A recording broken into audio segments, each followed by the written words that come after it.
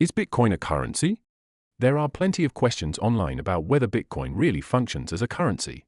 When we zoom out and look at how money works in traditional, macroeconomic settings, many argue that Bitcoin doesn't quite make the cut.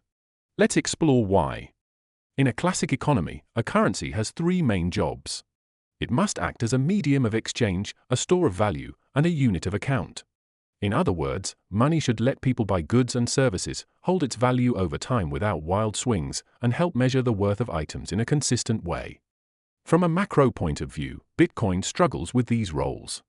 First, consider its use as a medium of exchange. In many countries, everyday transactions rely on a stable money supply that people trust. Bitcoin, however, is accepted by a limited number of businesses, and its use in day-to-day commerce is still small compared to traditional currencies like the dollar, euro, or yen. Second, think about the store of value function. For money to be a reliable store of value, its purchasing power should not change dramatically from one day to the next. Bitcoin's value has been known to swing widely, with sometimes rising or falling by single or even double digits in a single day. Even worse, it crashed 80%. Imagine trying to save your earnings when one morning your savings could buy you a sandwich, and the next they could barely buy you a cup of coffee. This level of unpredictability makes it hard for Bitcoin to serve as a stable store of value, as the majority of the participants in Bitcoin are mostly speculators. On a larger scale, macroeconomic stability is built on trust, regulation, and oversight by central banks.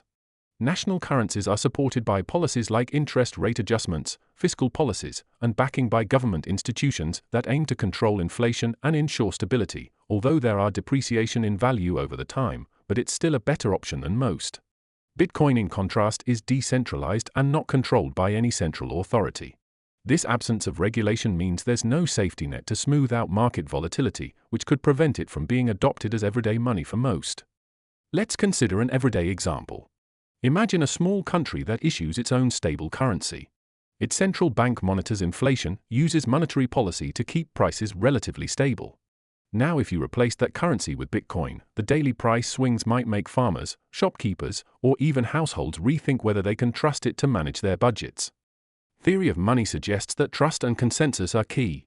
While Bitcoin has a passionate community, it has yet to achieve the same as legacy currencies ingrained in people's daily lives. This lack of broad acceptance on a macro level makes it challenging for Bitcoin to meet the strict criteria that traditional currencies have developed over centuries. Bitcoin might has the potential of being a currency, but with its current volatility, limited acceptance, and absence of a central governing. Difficult.